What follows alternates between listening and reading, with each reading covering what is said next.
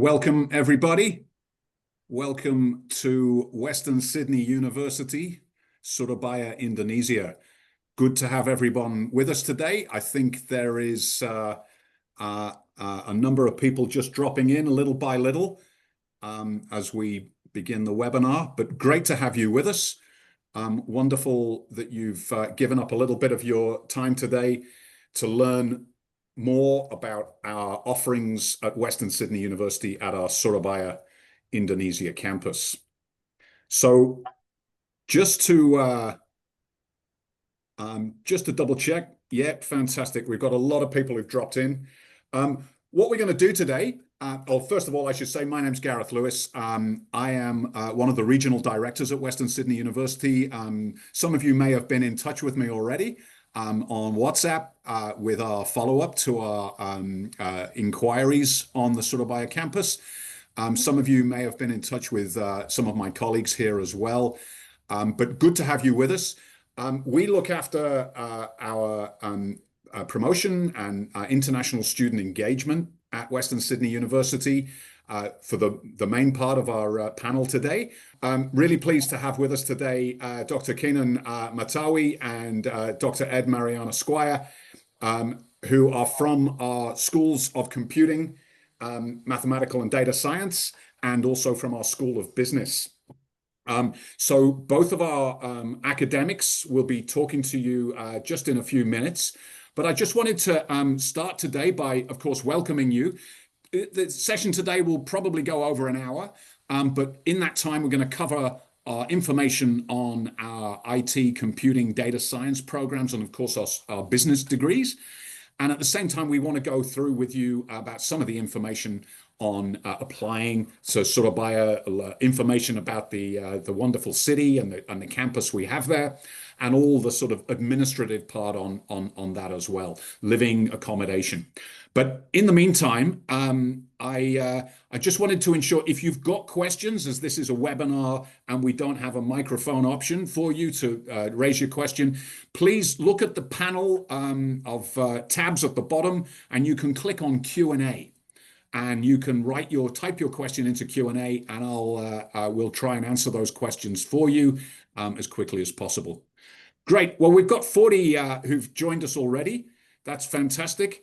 What we're going to do is just have a little bit of an introduction just to set the scene. Hopefully, my slides are appearing to everybody. Is that the case? And everything coming through okay? Yeah, all good. Got it. Fantastic. Thanks, Kapil. So you just seen on the previous slide our reception. I just thought before we start with our academic presentations, we'd just kick off with a little bit of a video so you get the look and feel of our new campus in Surabaya, Indonesia. We're open. Western Sydney University, Indonesia, has already welcomed its first cohort of students to our inspiring new campus. In the heart of Surabaya, Indonesia, students from across the region are now earning Australian accredited degrees in our state-of-the-art facilities. The campus offers a truly international education experience. It's our latest commitment to making a difference for students, partners, communities, and business through world-class research and education. Our Surabaya campus spans 2 levels of Pakuan Tower. The world-class facilities offer a future-focused, technology-infused education environment. Every one of our undergraduate and postgraduate programs is designed to prepare students for the industries of the future, with a strong focus on ICT, business, computer, data science, and data engineering. We're serious about preparing students to graduate job-ready with real-world experience. Our embedded industry learning program will include opportunities for internships and other forms of industry engagement. Our on-campus support for business also extends to budding entrepreneurs. Launchpad is our business incubator for students, startups, and high-impact entrepreneurs. Western Sydney University is also the best place to make our world a better place. We've been named the world's #1 university for addressing United Nations Sustainable Development Goals for the last 3 years in a row. The Surabaya campus demonstrates Western Sydney University's commitment to the next generation of leaders, championing Indonesia's economic transformation and priorities. It's a place for those students to learn, grow, and build lifelong connections, right here in Surabaya.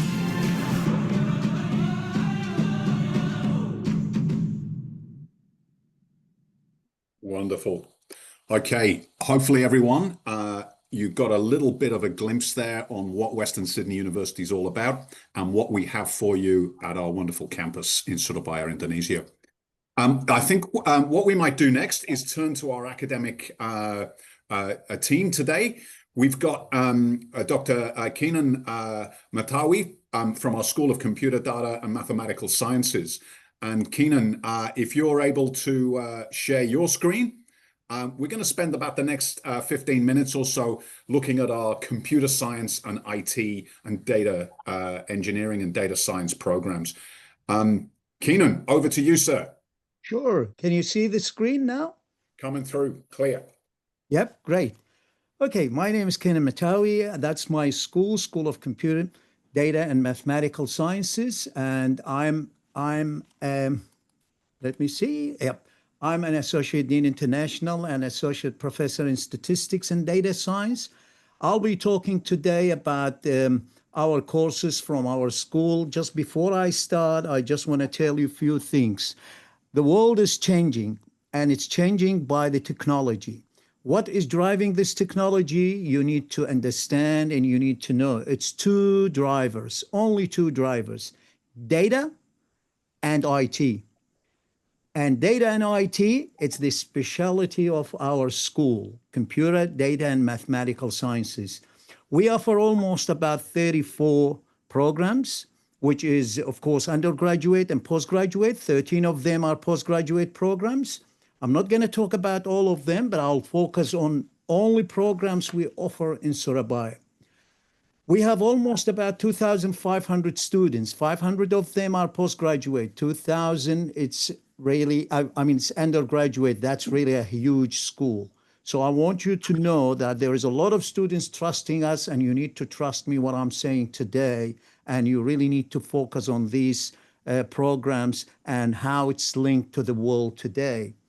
Number of academics, we've got about 60 academics. They are all of them, I mean, they are on different levels, professors, associate professor, and they are professionals, researchers, very well known around the world in, of course, in computing, computer science, and in IT, and in data, and in mathematics and statistics. Well, as I said, I mean, why you should choose our university, why our school? I told you we have really changed a lot of programs. And these programs, we changed them recently because we needed our university, or in fact, our university, it's student-centered university, which is we need our students to know what they're studying, and then they walk out of the program straight to the work place when they find everything, they will be familiar of everything in the industries or wherever they're going to work. It's not anymore the old style or the old degrees that when you join the workforce, you don't know what's happening practically. And also we are work integrated learning, which is most of our degrees, most of our programs. It's linked to the industry. It's linked to a lot of spaces that will provide a lot of experience for you before you graduate. And I'll link that to some of our degree when I'll talk about that. All our undergraduate programs are accredited by Australian Computer Society, and that is if there is any PR, any student wants to reside in Australia, there is 20 points added to your point system because you are studying an accredited degree. Industry experience and for professional readiness and graduate, I told you that we have a lot of connection with the industrial and we prepare you for those industries. Again, I'll talk about few programs, which is bachelor programs and master programs. And of course, I'm not going to talk that much about research degree programs. And our advantage, I think Gareth will cover that at the end. 3 programs is offered out of all these programs we have in our school in Surabaya, which is these programs are Bachelor of Computer Science and Bachelor of Information Communication Technology, which is very, very popular degree recently, and Bachelor of Data Science. Just before I start, all of these programs, again, it's ACS, because all our undergraduate programs are accredited. Now, what's the difference? We've got, I didn't mention it here, we've got Bachelor of Computer Science, Bachelor of Information Communication Technology, and we've got Bachelor of IC, which is Information System. So someone might ask, look, which degree I should do? Why computer science? What's the difference between computer science and information communication technology? Our university was one of the leaders in this area.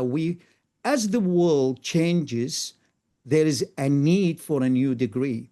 And information communication technology, it is not computer science. It is exactly like, I'll give you an example. When you want to build a house, the builder is different than the architect. So it looks like information communication technology is the architect that you first approach to design the rooms, the bathrooms, what do you need, how the structure will be, how high the ceiling. All of that comes under this degree. They write codes, they do the software and hardware like what computer science does, but they are more into fitting whatever it's available in computer science into your industry. So that is what information communication technology is. We started it about 7 years ago, and now there is another degree which is called information system. We don't offer it in Surabaya. And also, just to give you a head up about these things, we're also looking at new degrees which is coming up soon, like quantum computing.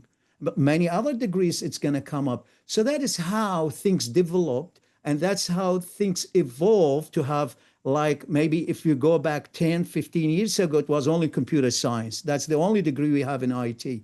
But now we've got information communication technology, and we've got IS, and we've got many other degrees. But you need only to focus in Surabaya. We're offering the main one, which is computer science and information communication technology, and of course, data science, which I'll talk about each one of them here.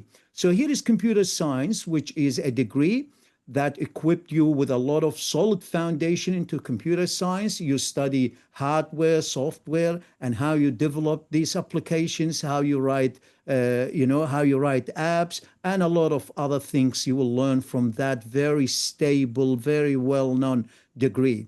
And the type of job you're going to do and the name of this title of these jobs is going to be network engineer, software developer, web developer. It's very well established. I'm sure many parents, many agents, many students knows about this degree very well, but not ICT, which I will explain in a minute.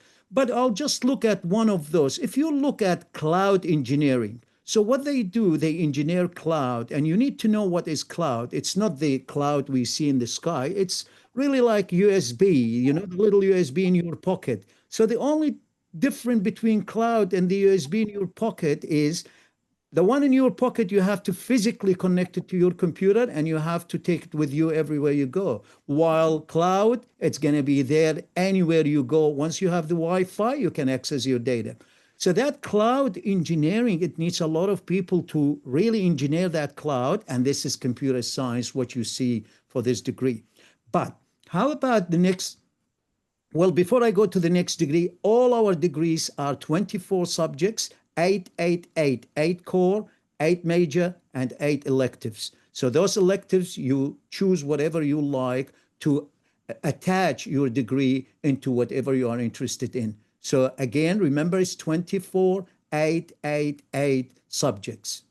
Okay, so if I look at the Bachelor of ICT, Bachelor of Information Communication Technology, again, you need a very strong software background, but it's applied of what you learn in computer science. You know many things there, but you don't need to develop whatever they do there. You need to see how you can apply it. Remember the architect. Remember when you go first for someone to put a plan for your house. That is exactly the ICT. So if you look at the job title, again, it's 24 subjects, 888. But if you look at the titles, which is software engineering, again, security application, system architect, can you see here? If I come to the cloud, which I told you be with me, there's cloud engineering here, we call cloud architect. Well, many ask, should I do this degree? Why this degree? This degree, there is a lot of demand on it. The demand in Australia, we are 27 million. We've got 1 million now working as an ICT demand for them. It is, if you want to access your bank, I'm sure if you have a mobile, we all have a mobile, but if you want to access your account, you must get definitely to access it, you will get a code. If you want to use another Wi-Fi, they will send you a message. All these things, it's controlled, architect, designed by the ICT people. There will be a lot of people needed in the future for ICT. That is why we have this degree in Surabaya. And imagine if China, it's 1.3 or 4 billion or 1.2 billion. If Australia 27 needed 1 million, how much they need in India, how much they need in China, how much they need around the world. So there is a lot of demand on that. Right. So again, I'll show you here. If you look at 2024-25, we've got 1 million people working in this industry, and we're expecting about 1.2 or 1. I believe it's 1. Maybe even 4 million we need by 2030. So it's a lot of demand for this degree, and this degree again, it's different than computer science, but it is with IT. So pay attention to these subjects, pay attention to this degree. There is a lot of demand and there is a lot of good pay for that degree. Okay, now the last one I want to talk about is data science, which is again something I told you. Without data, there is no data science. There is no statistician. In fact, let me take it the other way around. If I ask you a question, what's happening in the world these days? Many students, more than 50% of the students say AI. No, it's not AI. Well, your answer might be correct, but it's not AI, because AI, it's nothing without data science. Data science, it's nothing without data engineering.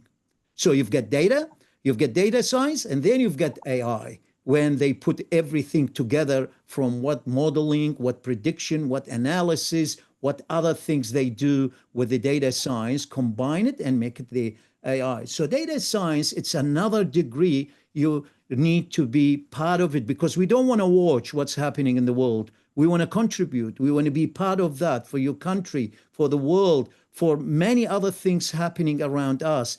Data science, it's the backbone. If you look what's happening with Elon Musk and his products, like, for example, the Neuralink, which is a chip implanted in the brain, well, all data scientists really run that sort of program with thousands of wires connected to different places in the brain, and then makes a paralyzed person use many different equipments. So it communicate with that.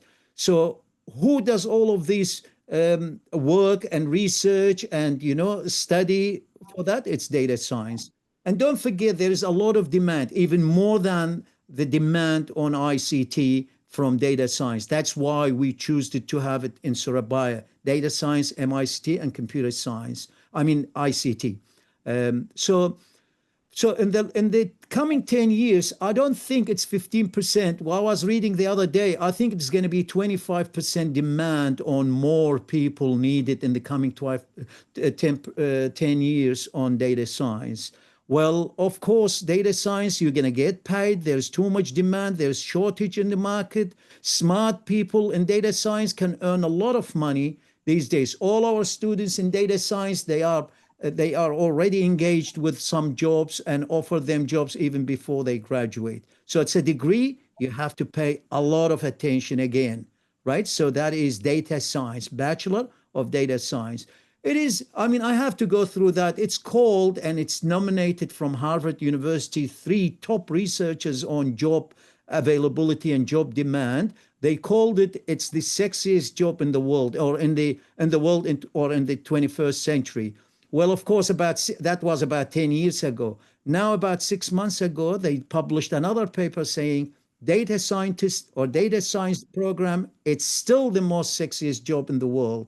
as a data scientist. Why? Because too much demand, paid a lot for those people. Every single company needs someone as a data scientist professional.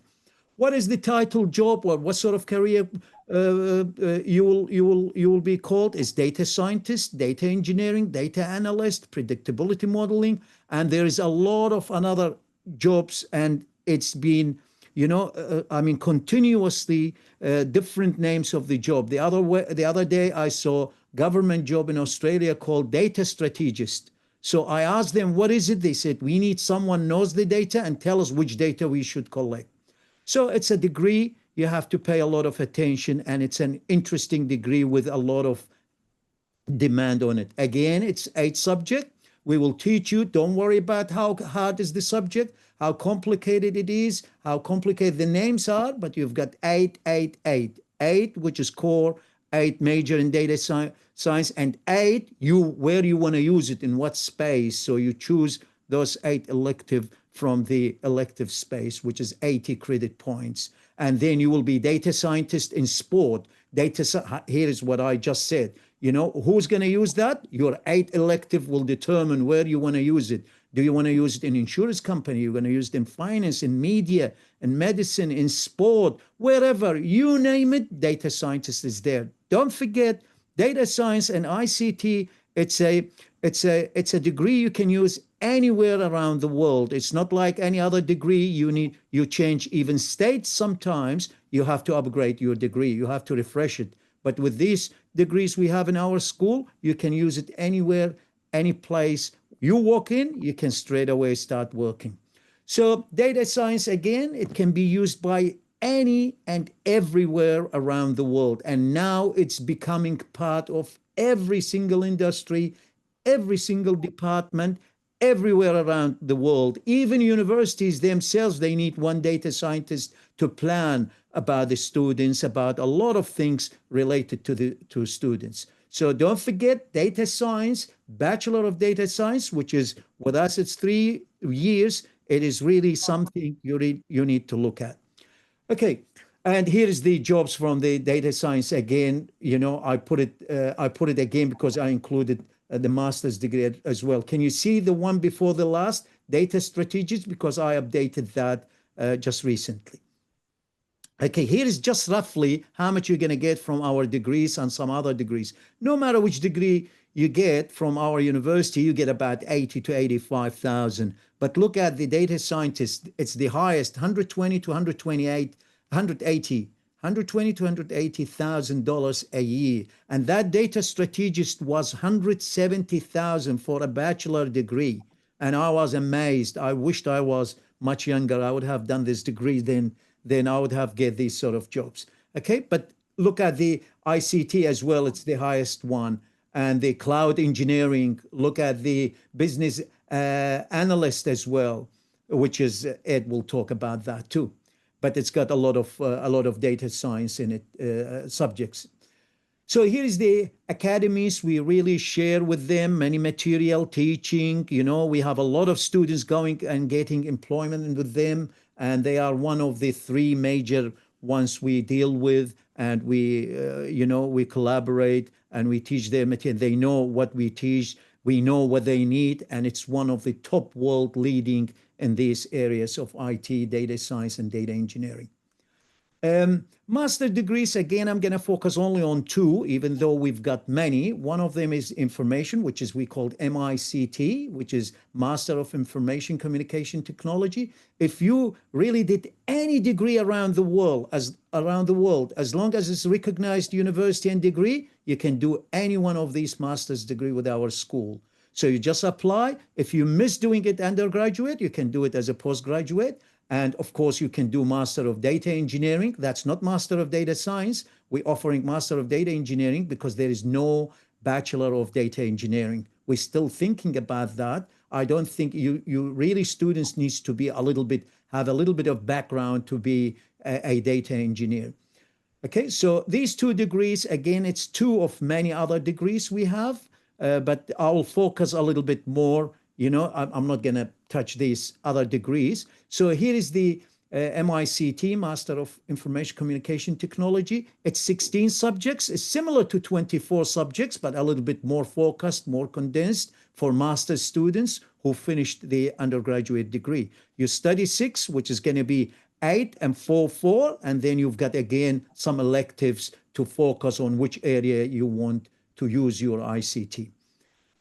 For data engineering, that's different than data science. Remember, there is AI, and AI is nothing without data science. Data science is nothing without data engineering, or without data, in fact. So these are people who are equipped with how we can organize our data to be suitable, ready for research, for data scientists to use it. And this is now, it's starting picking up this degree. And this degree, it's going to be a so important degree in many industries, banks, and you name it, wherever there's data, because no one can be a competitive these days. You can't compete with others if you're not going to have data, if you're not going to analyze the data and know when you stand. Again, it's 160 credit points or 16 subjects. You can always have the core subjects, the major subject, and the electives when you can use the data engineering in certain sector.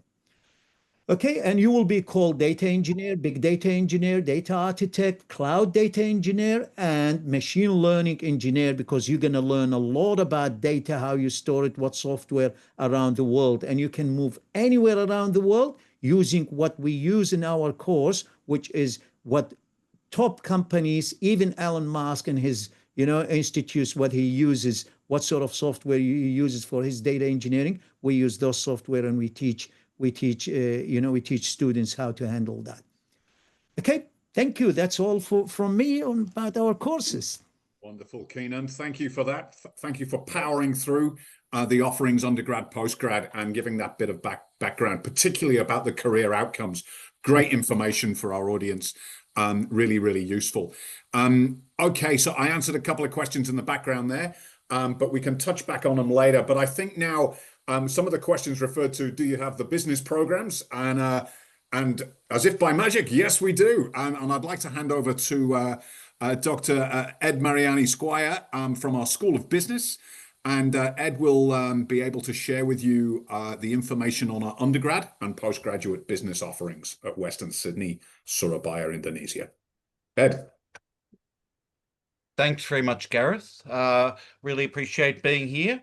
I'll see how quickly I can whip through my section. We don't want to go over time too much. My name's Edward Mariyani-Squire. I'm with the School of Business at Western Sydney University. I'm an academic program advisor for Surabaya, and I teach in the areas of economics and finance. What I'm going to talk to you about is the Bachelor of Business and the Master of Business Administration that we offer at the Surabaya campus. The first thing I should say about the School of Business, or the Business School at Western Sydney University, is that it's internationally accredited with AACSB. This is the Association of Advanced Collegiate Schools of Business. It's an international organization, an internationally accrediting organization. It's very difficult to get into. It's a highly sought after accreditation. It establishes, because it's an independent body and it assesses independently schools of business around the world, it benchmarks our school against other schools of business in the world and says that we meet the mark. Less than 6% of business schools worldwide have this accreditation. It's very important also just from the perspective of graduating students, because especially if you're an international student who is looking to work internationally, looking to work outside the country that they were born in, many companies around the world, especially large companies, will only look at potential employees, potential graduates who have come from a school of business which is ACCSB accredited. because that's the stamp of approval or the guarantee of quality. So that's very important. Surabaya campus has this accreditation. So first I'll talk about the Bachelor of Business at Surabaya. There's two majors that are offered at the Surabaya campus at this point. Perhaps in the future there'll be other majors as well. For now, we have two on offer. They're Applied Finance and FinTech, and the other is Business Analytics. The duration of a Bachelor of Business degree is 3 years full time, minus any time because of prior learning, which might get academic credit. The delivery language is in English. Everything is done in English.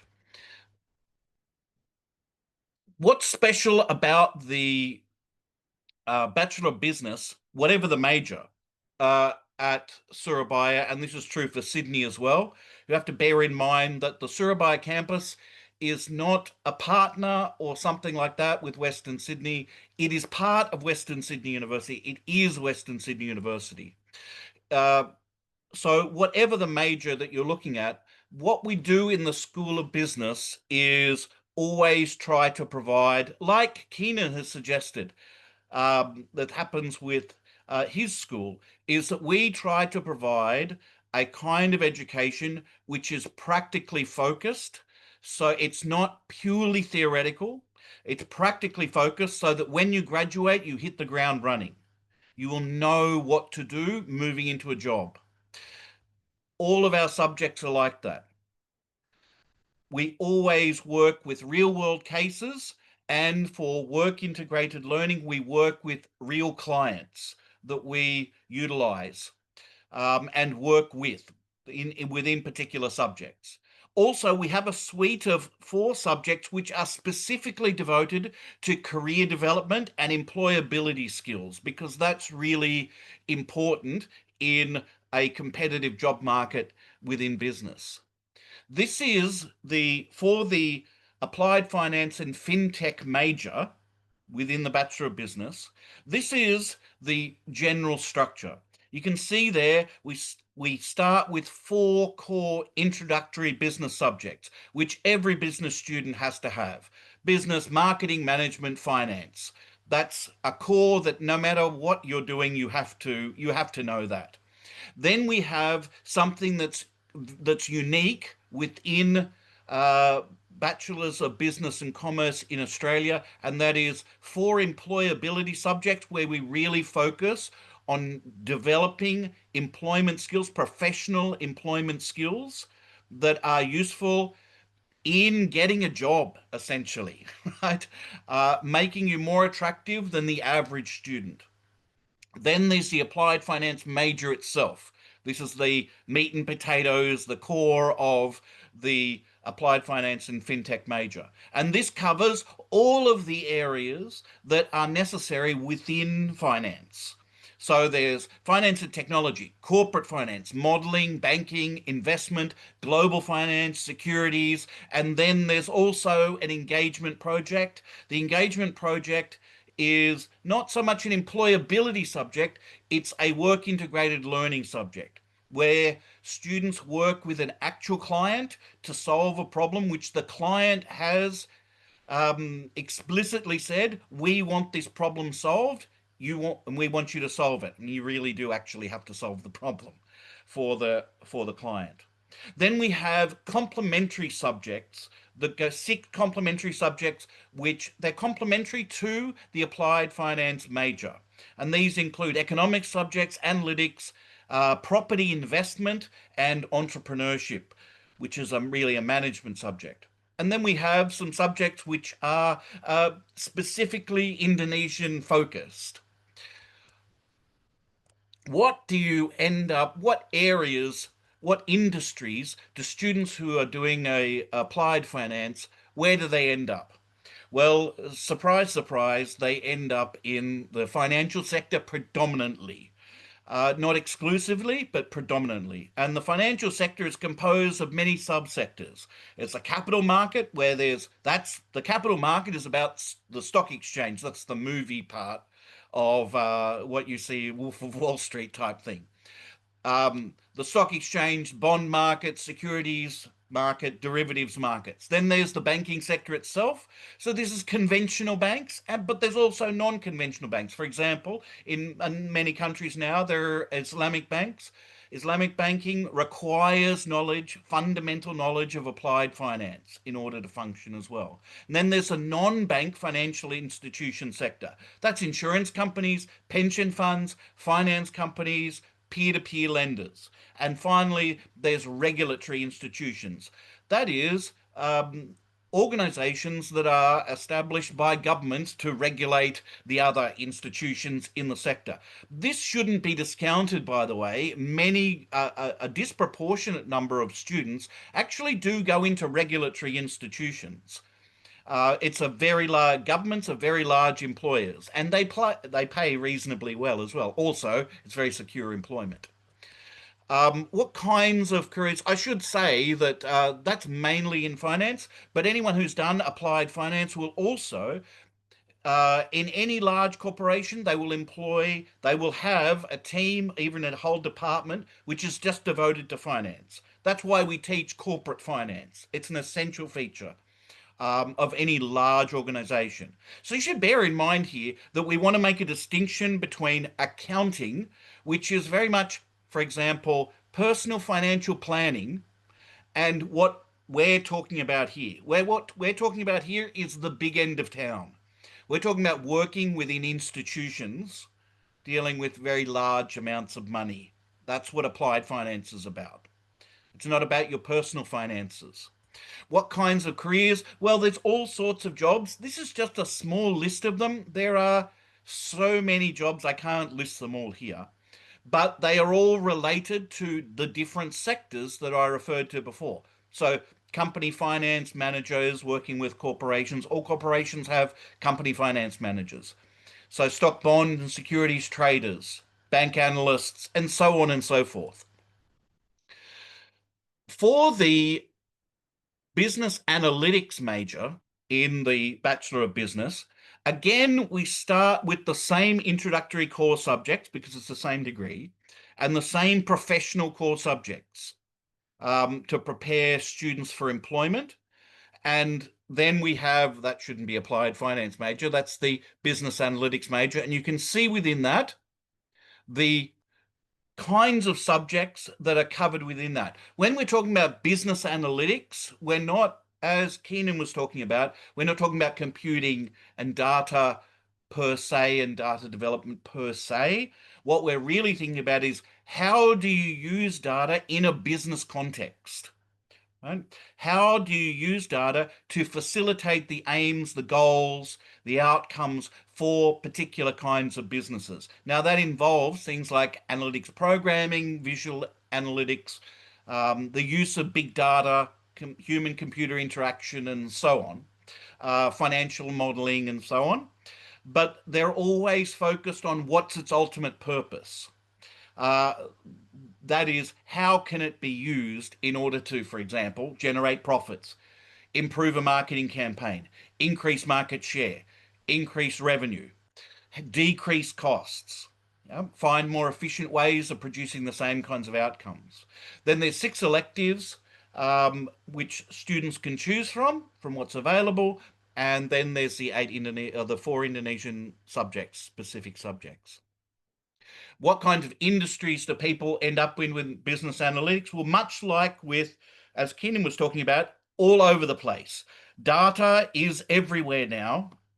And what it's needed is not just the generation of the data, but how are we going to use it to advance the interests of a particular organization that you're working for?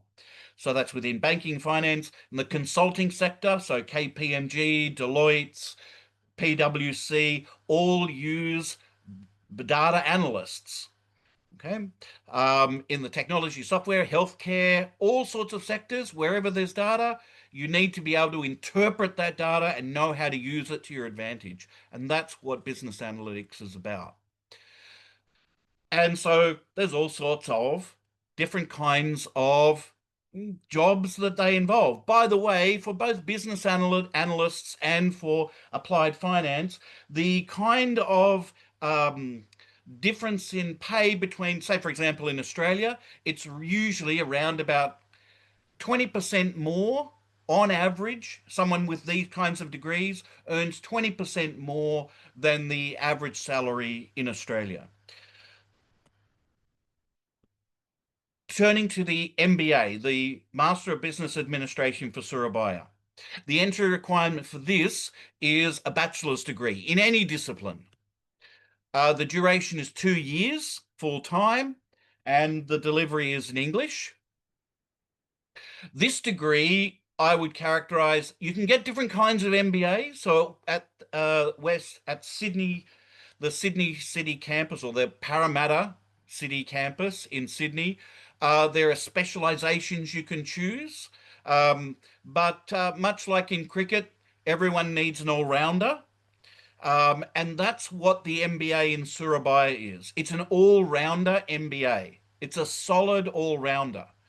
And really, this is actually what's most preferred by most students, because who wants to get an MBA? And why are they getting an MBA? It's people who already have their degrees, they're already in full-time work, and usually they've been in full-time work for at least 5 to 10 years, and they're looking for promotion. And the MBA is the way to move to that next level up. Now, what's needed there is a set of all-round skills as a manager in a higher level managerial position. And that's what this kind of degree offers. By the way, it uses the same model as Harvard, so it's a very much a case study focused approach, but also engaging with and using real world examples. The breakdown here is there's an introductory component, which everyone needs to have. There's the subjects that focus on broadly what we would call management. So, for example, strategic decision making, leadership, operations, logistics, project management. All of those things are expected to be known by anyone who's a senior manager, as well as marketing and analytics. Senior managers today, everyone needs to have the marketing. Everyone needs to be able to understand the data, interpret the data, and use the data. And that's what the second component is. And finally, we have a component which is not always common in MBAs, and that is a professional practice component, which is again focused on working on developing, for example, it can be developing an idea, a business model or a business idea, or it can be working with a client in real world contexts.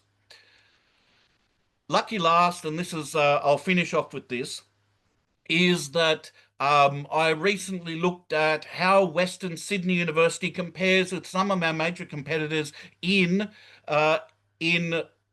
Sydney. And this is not something that's generated by our university. It's generated by the Australian federal government using the Quality Indicators for Learning and Teaching survey. And so, for example, what it shows in terms of skill development, which is crucial for future employment, skills development against our major competitors in the region, we're actually number one. In terms of student support, which is vital to getting through a degree, we're number one. And for overall, the quality of the entire educational experience, we outrank all of our major competitors in the area. And that's not our data saying that. That's data that's coming from the Australian federal government surveys. So this isn't we're tooting our horn here, but also this is not data generated by us. It's generated by the federal government. In any case, that'll do for me. Thank you very much. Thank you very much for listening. If you've got any questions, I'm happy to have a go at answering them. Thank you, Ed. Good to have that information. And Yeah, we had a couple of inquiries earlier about business information, so it's good that you've been able to cover that for the audience. We have answered a couple of questions in the background, and I'm sure Kapil, Ian, will be able to continue answering those questions as well. So thanks, Ed, for that.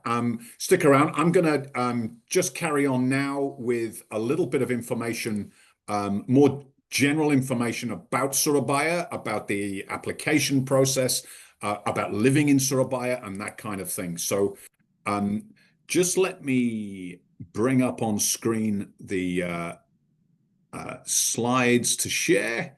Hopefully everyone can see that okay. Just give me 1 second. Is that coming through okay? Yep. Fantastic. Excellent. All right. So for our audience today, sometimes cities around the world where campuses are springing up are lesser known than others. Surabaya possibly is a case in point. The Indonesian government opened up opportunities for international universities to come to Indonesia only very recently, a couple of years ago. And so Western Sydney is one of the first international universities to set up in Indonesia. And we chose to set up in Indonesia's second city, Surabaya. So not the capital city, Jakarta, or the future capital that's going to be created very soon, but the second largest city in Indonesia. Very, very strong economic hub and center, and a great place for study, particularly in the world of IT and business. Just to put another little bit of clarity on the map, Surabaya is based, situated on the island of Java in Indonesia, and you can see for a lot of our audience today in Southeast Asia and South Asia, it's like a stepping stone to Australia, if you want to look at it like that. And you can see on the island of Java there, we're over on the east side, and it's about a 45-minute flight from Bali, the famous tourist destination. What does Indonesia offer you? Well, many students want to study overseas. That's the goal. They're looking for a study experience overseas to expand their horizons, develop their skills, not only academic knowledge, professional knowledge, but obviously and importantly, that sort of self-development, living in another country, learning all the skills and developing networks and opportunities for future employment. Study experiences overseas give you a huge head start and a great advantage when it comes to seeking employment internationally. So what's the focus for us? Well, we wanted to offer students a cost-effective option of getting a world-class Australian education, a professionally accredited business or computing degree in a context that was less costly, less expensive, but still delivered the same high standards. And this is what we offer you in Indonesia. It's a 3-year degree, time effective. Many countries insist on a 4-year sequence for study at bachelor. In the Australian context, that's a 3-year study. It's cost effective, low living costs in Indonesia and low tuition fees give you a great advantage when it comes to the cost of learning. Global careers, and we've got an attractive 50% scholarship as well. So the cost effectiveness is not only there from the start with our actual listed pricing, which I'll come to, but we also offer great and numerous 50% tuition fee scholarships. And the great development as well for us is many students maybe wish to do a combination of study where they start in Indonesia and then move through to Australia later, which is an option. So we can package your offer so that you commence in Indonesia and then progress through with a direct credit transfer, no issues, straight through to our campus in Sydney. So that's an option for you if your visa status permits. This is a little picture on the right of our campus building. We're situated in one of the largest building complexes in Surabaya, right in the center of the city on the Pakuwon Tower. We occupy 2 floors, and with expansion into 2 more floors available for us over the coming years. And you can see that's a modern building, great development. And the 7 floors at the start, the base of the building, are given over to one of Indonesia's largest shopping malls. A great place to live, great place to study, and a great place to find your future way in employment.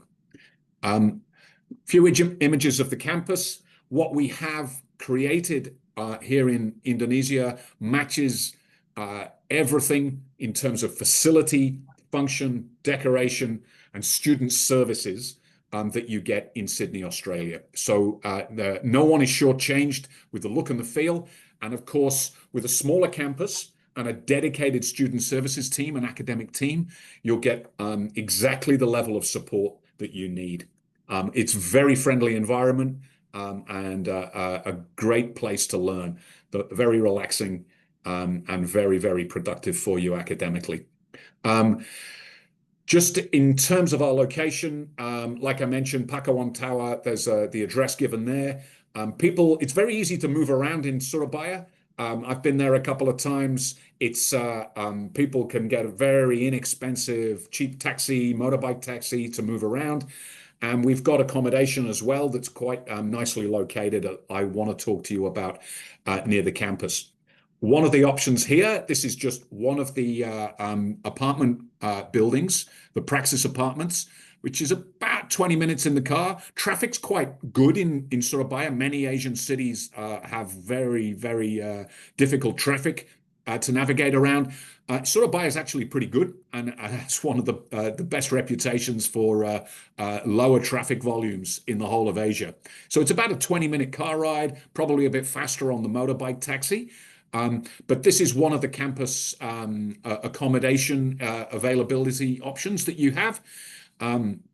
You're looking roughly here at a 2-bedroom furnished apartment with a pool and the other facilities. And this starts at around about 6,000 Australian dollars a year. That's about 4,000 US dollars a year for this inclusive middle tier accommodation option. So something you may wish to have a little look at. Someone asked earlier in the questions, and thank you for that, about costs of living. And what we wanted to do here was just clarify with you a rough living cost average for a single student in Surabaya as compared to Australia. So you can see roughly around $2,800 to $3,000 a month in Australia, whereas in Surabaya, as low as $800 a month. That's covering everything, your food, your rent, accommodation. And Australian dollars, to convert into US dollars, you can kind of divide by 2/3. So, roughly, 500-600 US dollars a month to live in Surabaya, Indonesia. So something to consider when making your choice of destination. The courses Ed and Kenan have gone through. This is a summary of everything we have available at our Surabaya campus with the degrees offered there. And you can see, obviously, the range of business and IT computer programs, and of course, our MBA, Data Engineering Master, and Master of ICT. Okay, admissions, scholarship, and tuition, the key questions. This gives a kind of summary as well of our pricing structure. Everything about the fees in our Indonesia campus is geared towards the Indonesian rupee amount, which you can see the Indonesian rupiah has quite a smaller value in relation to many other currencies, hence all the zeros. But right now, the equivalent in Australian dollars, I looked up the Bachelor of Business at 19,000 Australian. Actually, at today's exchange rates, it's approximately 18,200 Australian dollars per year, which is quite good. That gives you a sort of sense of what it might cost. And again, divided by 2/3, and you're looking at approximately in US dollars, approximately 12,000-13,000 US dollars per year. So these are our book prices. These are the costs of tuition fees per annum. And you can see the durations also and the intake coming up in September. But the good news as well is that we've got scholarships that I'll come to in a second. Many of you today are coming to us from India, South Asia, broadly, Nepal, Pakistan. Bangladesh as well. You can see here from your high school scores for bachelor entry, this is what you need. So for example, in India, CBSE overall of 65%. If you're from Pakistan, it's intermediate certificate at 80%. Or if you've taken A-level, for example, it's 6 points over 3 course subjects, 3 Ds. So they're reasonably achievable bachelor entry requirements from your high school. And you can see also the English requirement at 6.5 with no band less than 6 or equivalent. PTE academic from Pearson is also a possibility, or indeed TOEFL as well. Scholarships, really important to focus on these. All of our students are kind of keen to learn more. Essentially, we've got scholarships at 20%, 30%, and 50%. There are a huge number of 50% tuition scholarships available for 2025 intake. And what I would strongly recommend you do on your application is to submit a statement of purpose clarifying what it is about your academic and personal development that would justify us awarding you a 50% scholarship. We have a lot to give out this year, so there's a very strong likelihood with your strong statement of purpose that you could achieve one of those scholarships.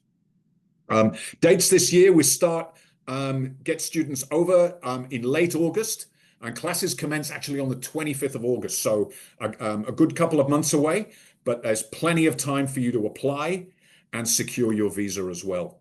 And one thing I wanted to mention, which is a really important thing, is if you wish to apply and do a transfer, say, for example, you start your 3-year bachelor degree, you could do, say, 1 year in Indonesia and 2 in Australia, or indeed the other way around. And we can supply you with that offer letter accordingly, right from the start, and it will give you a sense of what you can do. An alternative to that, if you just want to spend a short time in Australia, you can also do a mobility transfer program so that you could just come to Australia for 1 semester only. So you might spend 2 years or 3 years on your master or bachelor degree and just come over to Australia for a 6-month semester. But you only pay the Indonesian fees. You can retain your Indonesian fee structure with that. So that's a really good way to come and spend a little bit of time in Australia if you wish to do that. And those students doing the mobility program can get an accommodation scholarship as well for their Australian stay, which reduces costs.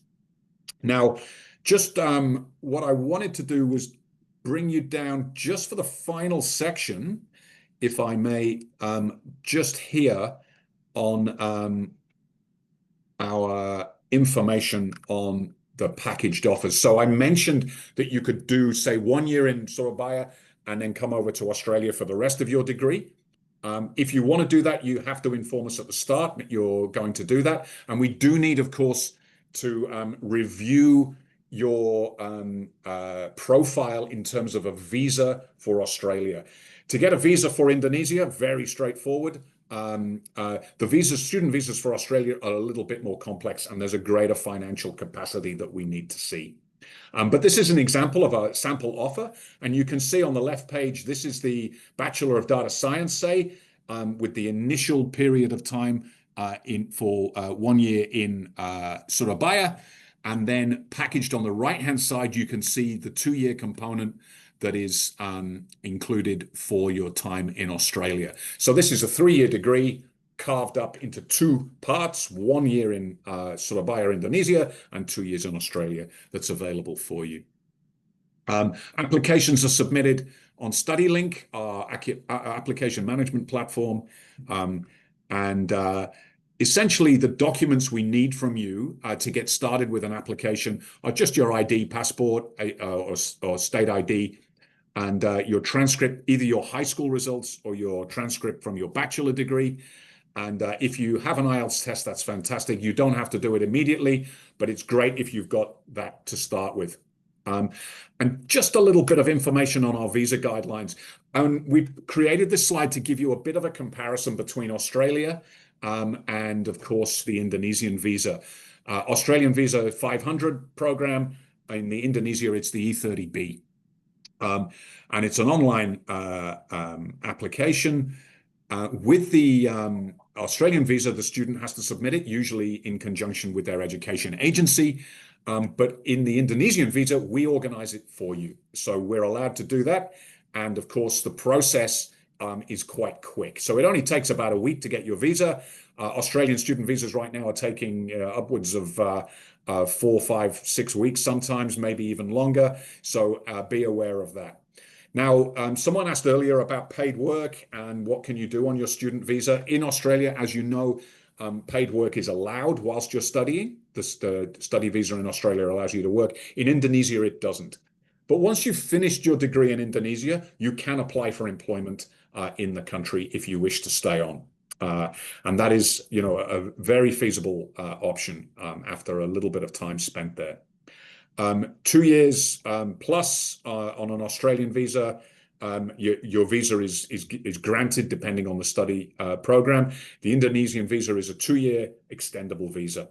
And costings, as you know, in Australia, it's getting more expensive. From July the 1st, the student visa will be $2,000. The Indonesian visa is a little cheaper at 850 Australian dollars. And what we need from you, very straightforward.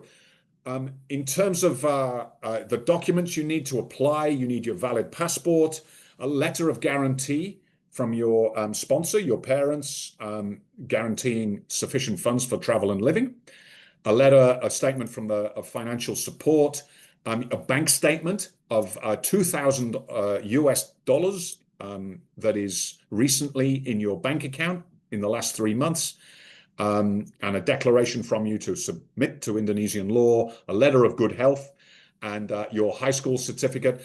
Typically, you'll need a letter of reference either from your university if you've done bachelor, or from your high school if you've done high school qualification. And it's very straightforward. And as I say, you can submit that documentation and the visa should take no more than a week. And here's a little picture of the E30B study permit. And so allowing you to stay up to 2 years, you can extend it later, and you can leave or enter the country without the need for a new visa. All right, we're nearly at the end. These two lovely ladies, Sam and Vidya, are our student ambassadors. They're currently studying with us. And if you'd like to chat to them to find out a little bit more information, you can hover over the QR, and that will lead you direct to the landing page where you're able to start a conversation with them. These are our students. You can ask them about their experiences at the Surabaya campus, and the courses they're doing at the moment, their accommodation information, life in general, any questions you like, and they'll happily answer your questions. Great that we've got a good student number to start with, and we're moving into our second year with an even greater number. But still small class sizes and lots of opportunities for you to develop your networks with the other students at the campus. And just a few other QR codes there so you can follow us on social media. You've got our Insta, LinkedIn, and Facebook QRs there for you. All right. Questions? Let's see. I know in the background, some of you may have already posed a few questions and had them answered by our team. And I think we've got a couple of questions that I've just opened up the questions here. Is the student allowed to credit transfer after the first semester? We split our academic year from September through to end of January. There's a little break in January, and then from February through into June. So the student can do a credit transfer after 1 year. So that's the period. So you can do a year of study in Indonesia and then credit transfer at the end of that year in July to come through to commence in Australia. So that's a possibility, yes. So thanks for that question. And then Franz Jinko, thanks for that. What are the academic requirements if I lived in the Philippines? Ian's Julie answering that question in the background. I've just answered. Yeah, too Thank quick. Yeah. It's 85%. So you do get a automatic scholarship, 20%, and then Obviously, as Garrett mentioned, competitive of entry. So that's a minimum entry, you'll get a scholarship. So we've got 20, 30, and 50% scholarship. As mentioned, the eligibility for 50% is also based on a statement of purpose. So if you submit your application, we can look at it and advise you on the scholarships that you get. But minimum 85%. And with Philippines also, it's language of instruction. So you can actually, you don't need to provide IELTS or PTE. So automatically, just based on academic, you will be able to get in directly.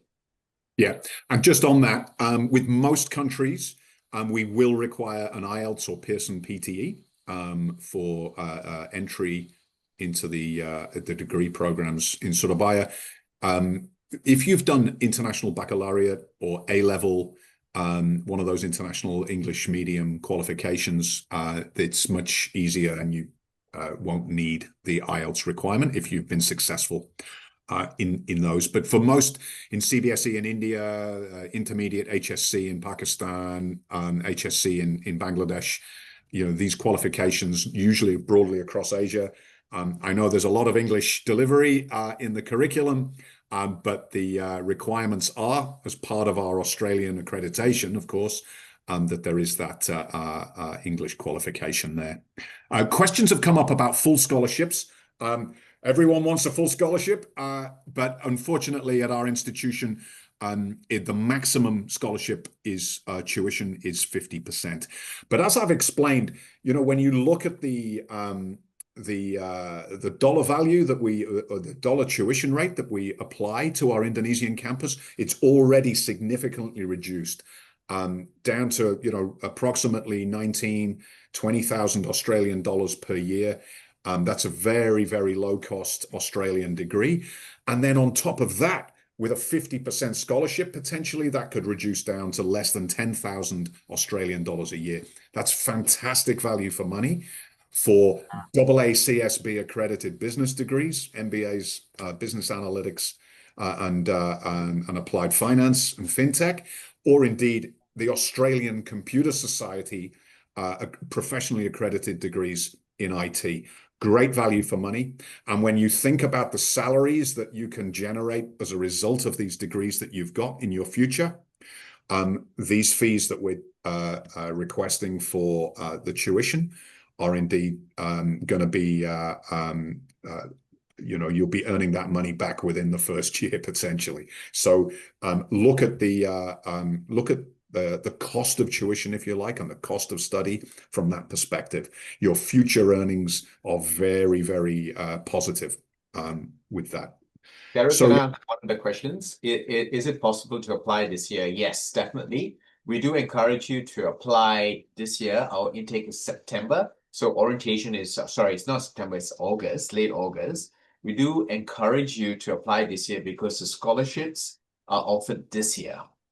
So the 30% and 50% particularly is offered this year. And at the moment, it's open to quite a number of places, mainly because of the fact that we are launching our master's degree this year. And also we encourage international students. We are trying to get more international students to obviously commence this year in this year's intake. So August, late August this year is our intake. And there's definitely more 50% scholarships offered this year than last year. So we do encourage international students, particularly because we are launching the 50% scholarships for international students this year. Yeah, thanks, Ian. Couple of great questions coming in at the end here. Rabindra, thanks for that. Not having any work rights in Indonesia as a student may be somewhat of a deterrent when compared to Australia. Indeed, it may. But one of the things to mention is that the cost of living in Indonesia is very, very low indeed.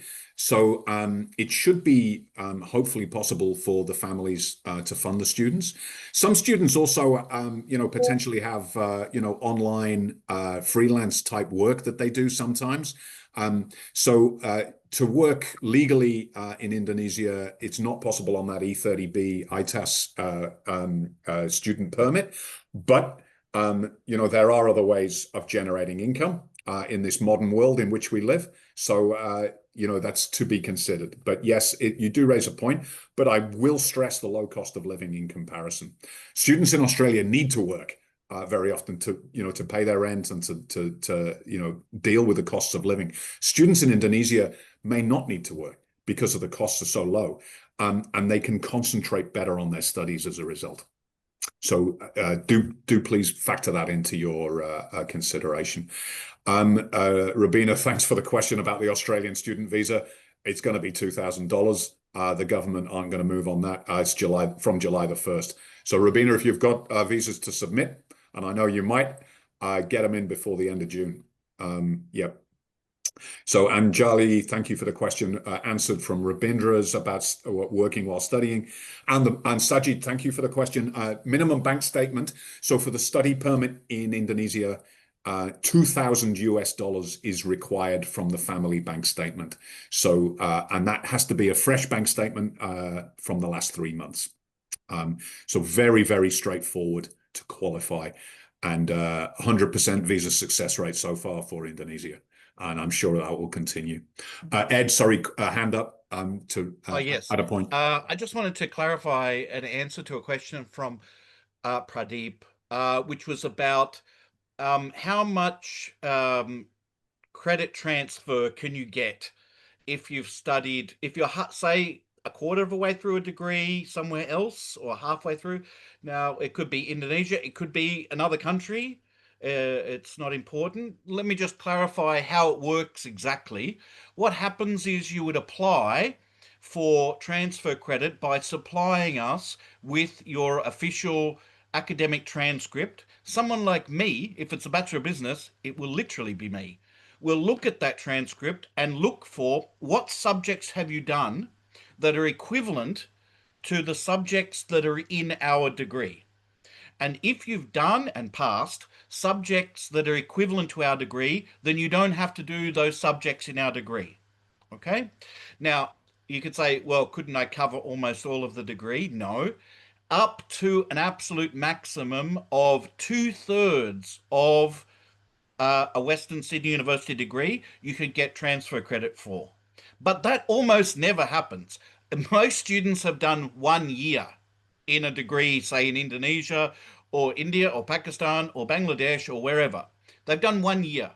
And of that 1 year, they will have done a number of subjects, maybe a third of them, that would be equivalent to our subjects. And then you don't have to do our subjects if you've done the equivalent at your university. That's basically how it works. Okay? If you've done, if you've already done completed a diploma of business or a diploma of business administration or something similar in business, a diploma, then we will give you, then we can again look at what you've done and see if there are some equivalents there. But that's usually a little bit trickier, and so I wouldn't be banking on trying to use a diploma to get transfer credit. It may be possible, but it might not. It'll depend on the qualification, and it'll depend on the institution, and it'll depend on the subjects you've done. That's much trickier. Okay? Yeah. That's the full answer to that question. Thanks, Ed. Yeah, the great news for our audience here is you're talking directly to the person that's going to be looking at the credit. So, and look, that whole process is, you know, we look at everything objectively, and if there's credit available, we'll deliver it. I think the maximum, Ed, is usually up to 2/3 of a bachelor degree and 1/2 of a master's degree, if I'm not mistaken. That's right. Master's degree can be a bit trickier, but yeah, yes, definitely it can be up to 2/3. But yeah, like I said, that's incredibly rare. That it's very, very rare for that to a student to have done 2/3 of a degree, which matches with our degree. Yeah, and just But to in add policy, that's the rule. Yeah. Yeah, I just want to add to the point. If the credit you're transferring is from Surabaya to Australia, don't worry. All of it's creditable. every single bit of study that you've done and successfully completed in Surabaya is credited if you move your degree into Australia. So that's to clarify that as well.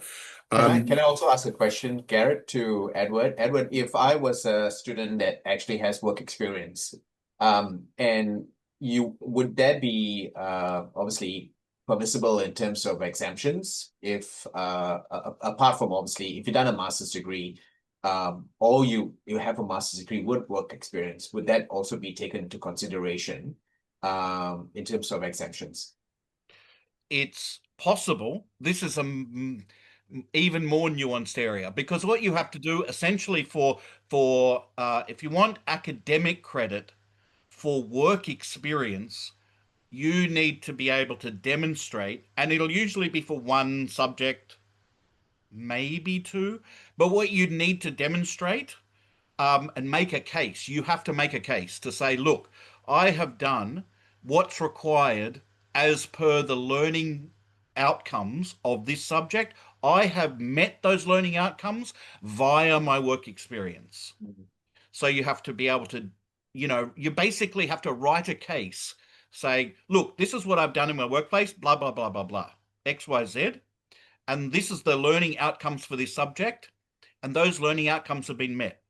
Furthermore, here's my CV. Furthermore, here's a letter from my employer stating, yes, this is actually what I've done. You can't just make things up. You'll have to have a letter, verified letter from your employer. And someone like me, will then look at your case and I'll make a judgment call about whether what you've said really does satisfy the conditions for that subject, a particular subject that you were doing.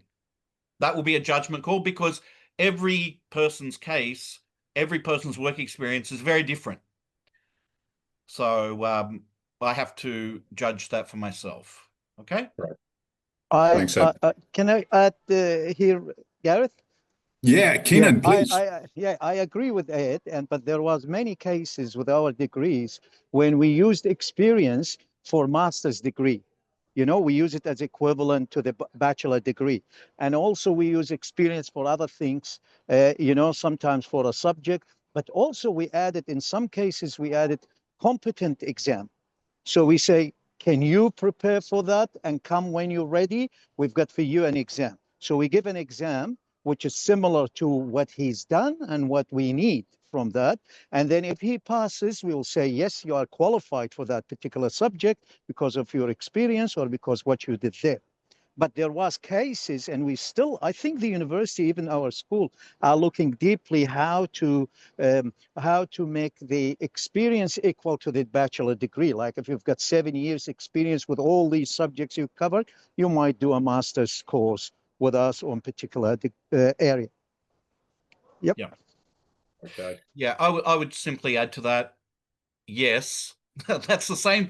That can be the same sort of thing, especially for the Master of Business Administration. So, for example, if someone has been working for 5 years as a project manager in a large company, and then they want to do want to do an MBA, they can say, well, I don't think I need to do the project management subject.